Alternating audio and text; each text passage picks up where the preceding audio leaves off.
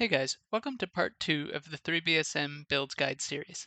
In this video, we'll be configuring all of the settings of the CAN bus servos that drive the 3BSM. We'll also be installing them on the 3BSM later on. Now, as CAN bus servos, these are a little bit more sophisticated than what you might be used to from a hobby servo. Their communication with the 3BSM controller is bidirectional. So they can be commanded to go to certain positions, but they can also provide feedback for their position, their torque, their speed, all sorts of different health parameters at any given time. The caveat to this is they're also a lot more complex to set up. We have to configure the servos to have an ID number so that it responds to the right commands from the controller. We have to set it into turn mode instead of servo mode so that it can go several rotations continuously while still providing position feedback. And then we have to configure a handful of miscellaneous settings as well. All right, so let's get started. What I have in front of me here are the three MD85MG CAN servos from Hitech. I have the DPC CAN programming tool. I have a pack of just 4 AA batteries or a receiver pack that I'll use to power the servos when we're programming. And then last, I have a USB cable. This is a micro USB cable that plugs into the DPC CAN. The first thing that I'll do is get this connected to my laptop.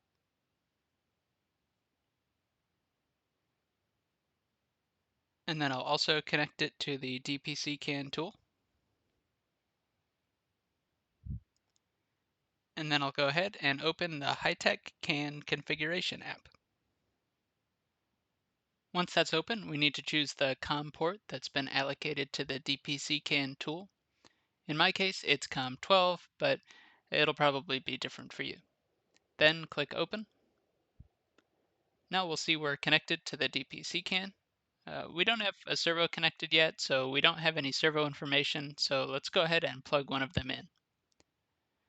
I'll choose this first servo here, and then I'll plug it into its slot on the DPC CAN. Make sure you've got the black wire aligned with the negative marked terminal on the 4-pin header. Then we'll power up the servo by plugging in the receiver pack.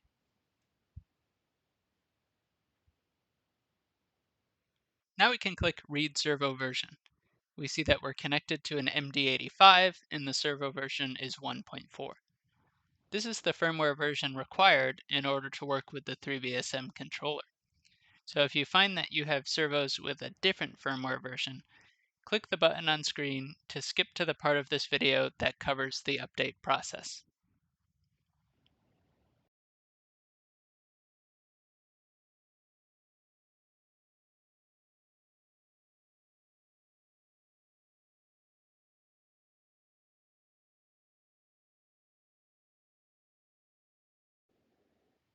Okay, let's get into configuring some of the servo settings. In order to read the settings, I have to click this All button here, and then I'll click Read.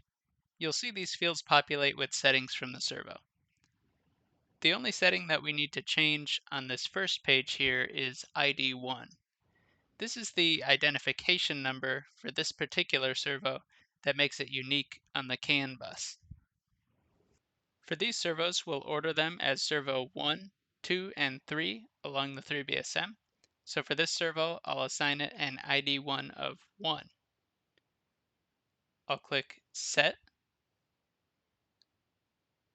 I'll click Save, and then click Yes on any confirmation prompts that appear. After a few seconds, click this servo button here to reset the servo.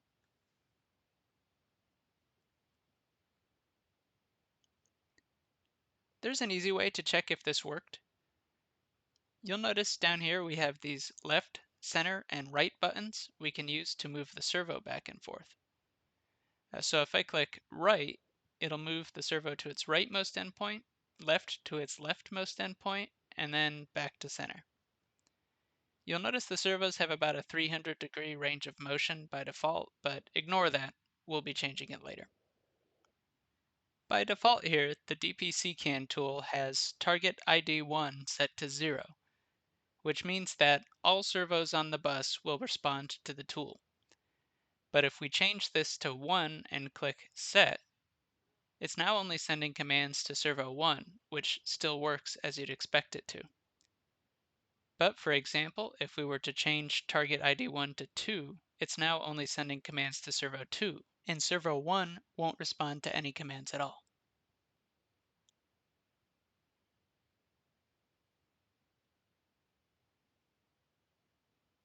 So that ID has worked, but for now we'll definitely make sure we set our target ID 1 back to 0 so that our DPC CAN tool can continue to configure the servos. Next, we'll head over here to Option. We'll click All again. We'll read, and then there's a handful of settings for us to change on this page. First, set the speed to 4095 and click Set. Set the time speed up, time speed down, and time speed ES all to 0 and click Set for each one. Then set the deadband to 1 and click Set again. Finally, set the speed voltage to 0 and also click Set. Now we'll click Save, wait a few seconds, and then click Servo to reset.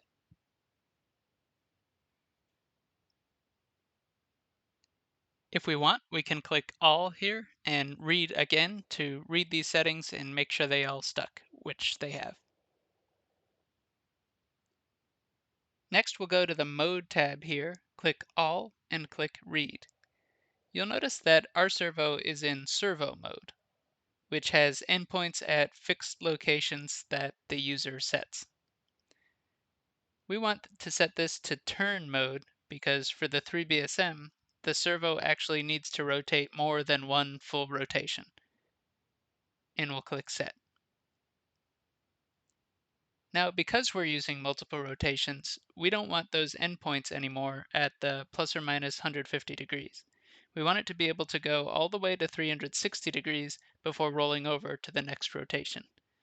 So this max limit here, we need to set to 16384, which is the maximum position of the encoder. The min limit, we want to set to 0, the minimum position of the encoder. The mid can stay at 8192, halfway between these two numbers. And the center offset will set to 0. Then go ahead and click Set for each of these parameters we changed.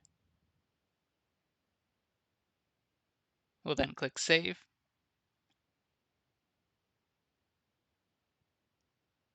Then we'll reset the servo.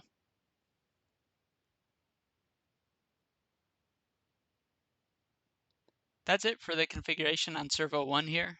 We can test the new turn mode by incrementing this turn counter down here. Let's go 2 turns.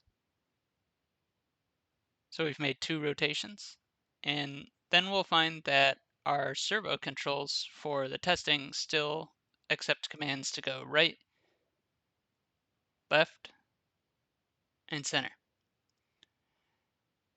Now, it's not important where the servo ends up for those endpoints because the 3BSM controller does a homing sequence in order to set the starting positions of the servos.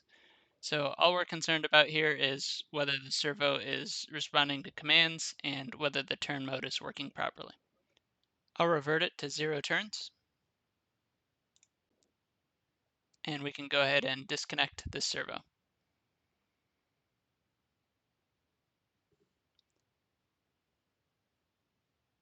Okay, I've gone and reset here. We'll get started fresh on the second servo, number 2. So first thing I'll do is plug the servo to the DPC CAN tool.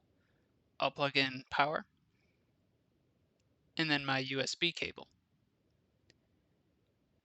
I found the order in which you do this doesn't particularly matter. So now we'll connect to our CAN servo configuration app.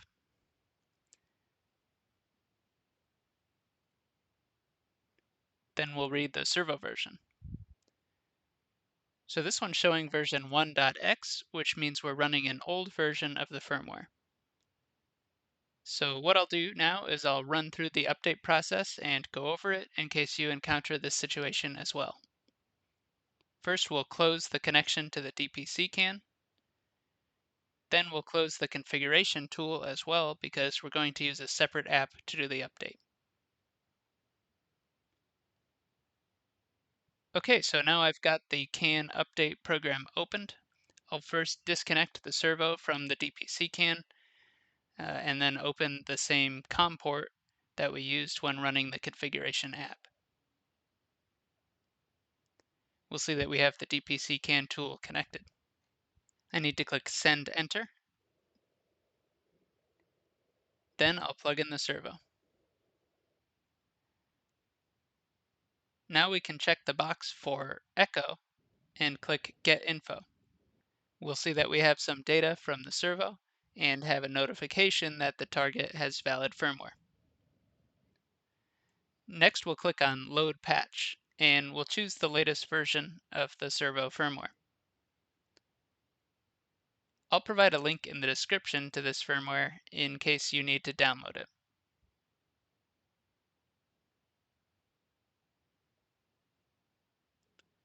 So we'll see we're going to version 1.4 (2), which at the time of this video is the latest version available for these servos. First, let's erase the version that's currently on the servo, and then download the new one.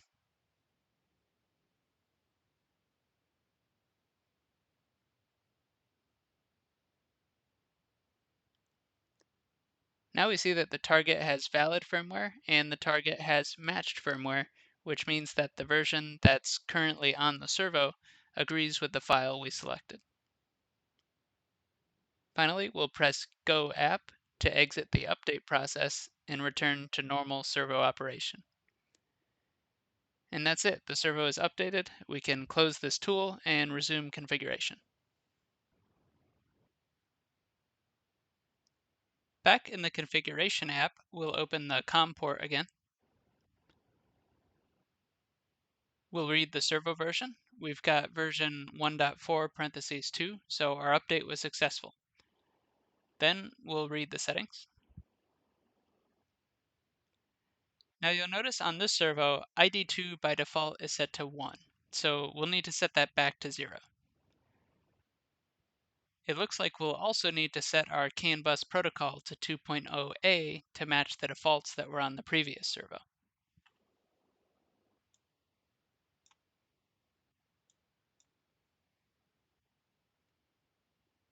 And then for this servo, we'll give it an ID1 of 2 since it's going in the second servo position.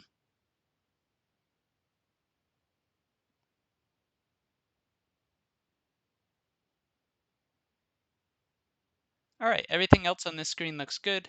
Just in case I missed any set buttons, I'm going to click them all again. And then we'll click Save.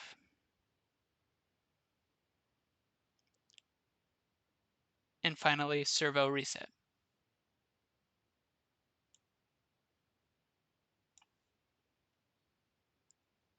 Moving on to the options screen here, we'll go ahead and read these settings.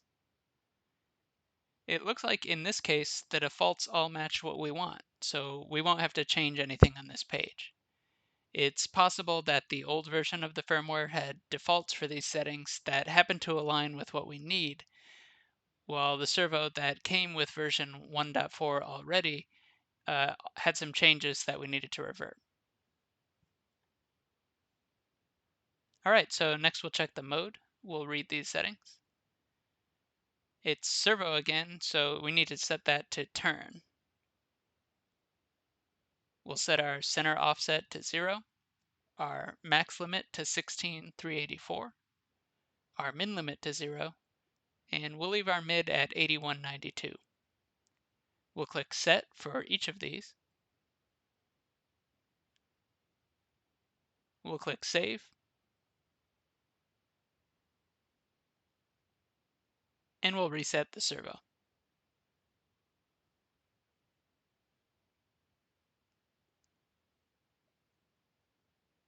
All right, that's it for servo 2. If we want to test that it's working, we can set our target ID1 to 2. We'll move a couple of turns, and then we'll go to our right, left, and center positions. Everything looks good. Let's go back to 0 turns. Set our target ID1 back to 0. And then we'll close this COM port and disconnect our servo. Next, I'm going to reset again and get servo 3 plugged in.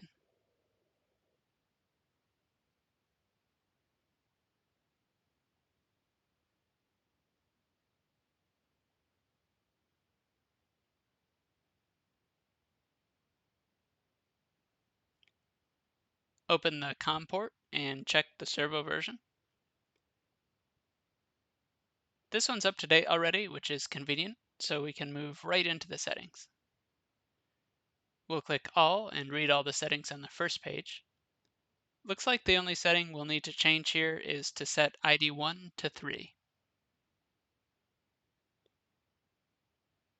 We'll click Set, click Save, and then finally Servo Reset.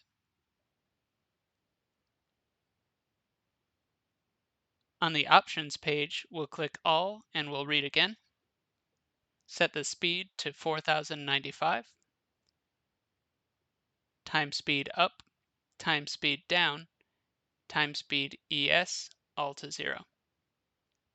Deadband to 1, and speed voltage to 0. We need to click Set on all the settings I just changed.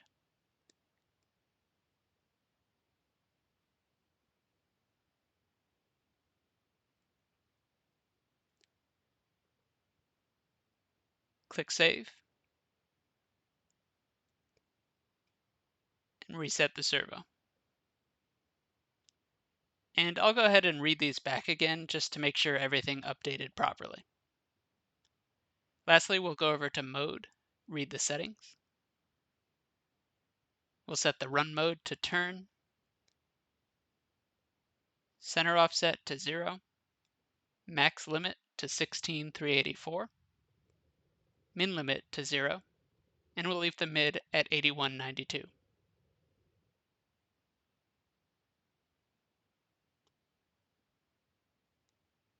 Click Save, and reset the servo. Now let's do our test here. We'll set our target ID to 3, even though target ID of 0 will still drive all the servos. We'll move a couple of turns. Then we'll go to our right, left, and center positions. Then we'll go back to 0 turns. And that's it, the servo is configured. In fact, all of the servos are configured, so now we can move on to installation. But first, make sure you keep track of which servo is ID1, ID2, and ID3, because this will be important for which servo goes where on the 3BSM.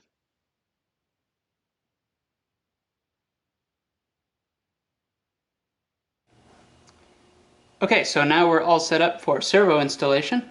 In front of me here, I've got the 3 servos we've just configured, the 3BSM that we built previously, the 3 pinion gears, 6 number 2 by 5/16 self-tapping screws for mounting the servos, 6 number 2 washers for those screws, the 3BSM controller board, 4 M3 by 6 hex screws for mounting that, then I've got a hex driver for those screws, and a small Phillips screwdriver for the servo mount screws. Now let's get started with servo number 1, which is the servo that goes on the forwardmost part of the 3BSM. Make sure that this has ID number 1 from the configuration step. The first step here is to remove the stock servo arm. Set the screw aside for a moment. And then add the pinion gear.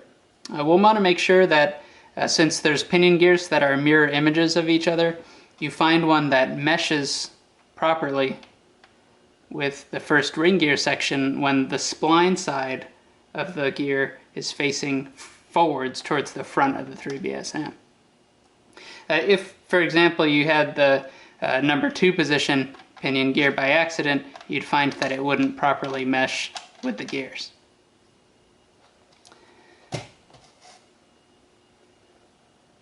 Okay, so let's go ahead and get this installed on the servo. Just go ahead and push it on the spline here. It should be tight. You should have to use some force to put it on. If it's loose, there's a danger that it'll wear out the splines over time and start spinning. So if you find that your print is loose, use one of the included print files that has slightly different sizing for that cutout. Or play with your extrusion ratio, your scaling, and your XY offset in your slicer to get a tighter fit. But once it's fit on there and you're satisfied with it, go ahead and use the same screw that we just removed to tighten it on. Again, make sure it's nice and tight. Now we can go ahead and place this on the 3BSM.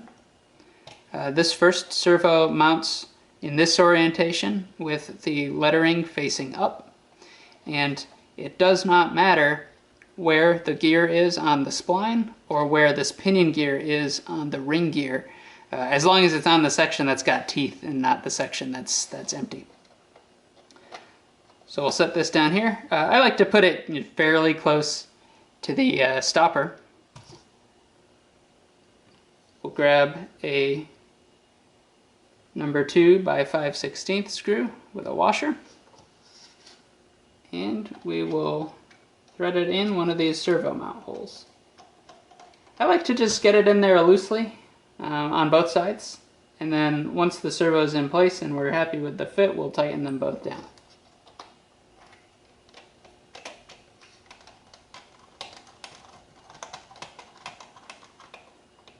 It's also a good idea when you're tightening these down to make sure you're pushing the servo up against the gear so that the mesh is nice and tight.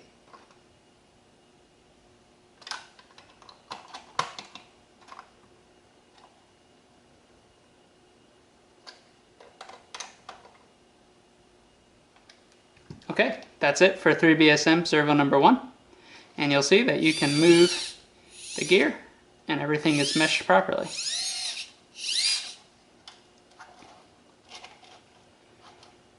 Now, let's do the same thing for servo number 2. Again, make sure it's got the number 2 ID2 setting that we configured. Then go ahead and pull off the stock servo arm.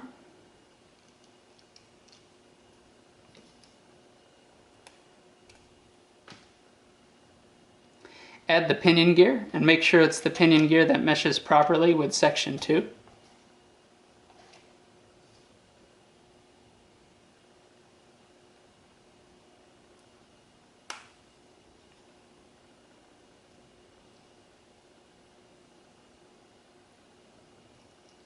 And then tighten down that stock mounting screw.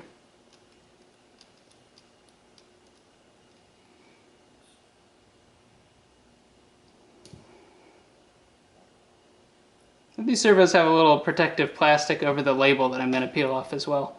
It just makes it look a little bit more nice and shiny when everything's installed.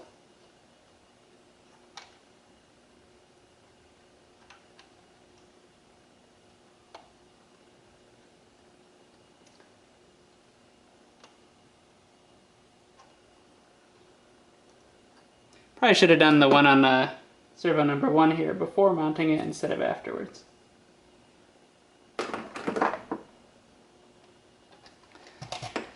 Anyways, we can go ahead and get the number 2 servo installed. In this case, the lettering is going to be facing down towards the 3BSM.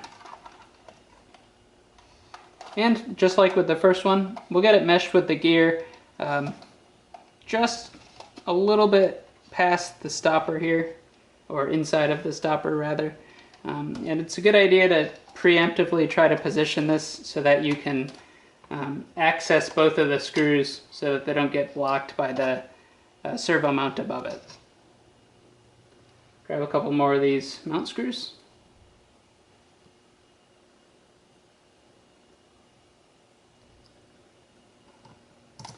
And get those tightened down here.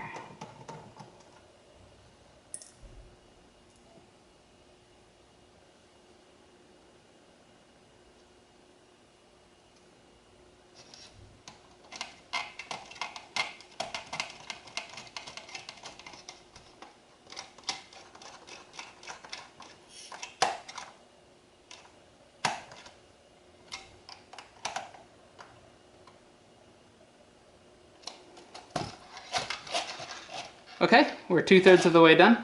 Let's get the same thing done on servo number 3.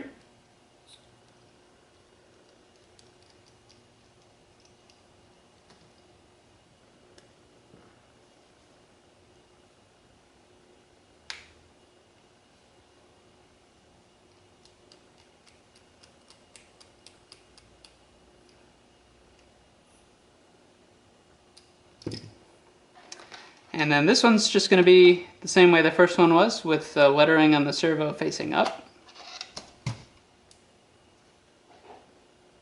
Grab a couple mount screws.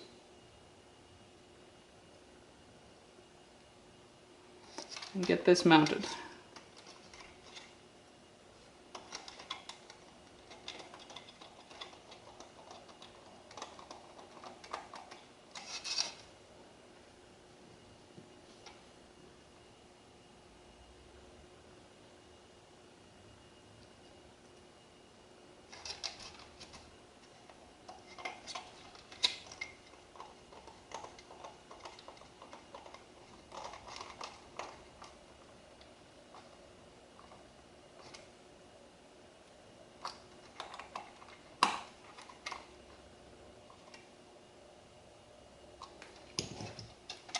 Okay, so now we've got all 3 servos mounted.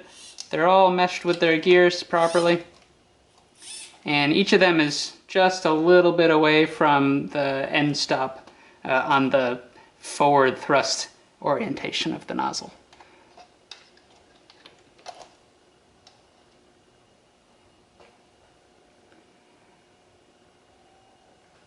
Lastly, what we can do here is install our 3BSM controller board. This is meant to go on a couple of mounting posts, or 4 mounting posts rather, on the first 3BSM section here. You don't have to have it there. You can install it on your airframe. You can Velcro it somewhere. It doesn't really matter as long as the wires are free to move. But I like to mount it right here with the USB port on the left side and then the servo 4-pin ports on the right side. So I'll go ahead and stick that down with 4 of these M3x6 hex head screws.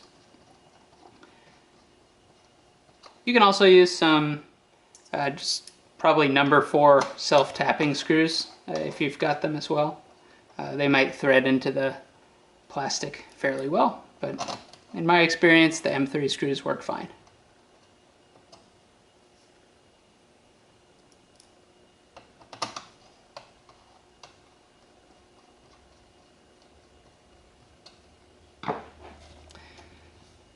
Okay, so we've got that installed here.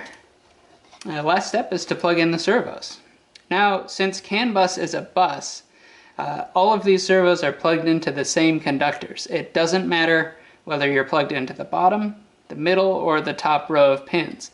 The thing that controls which servo gets which commands is that ID number that we set in software. So I'll just plug in servo number 1 to the bottom here.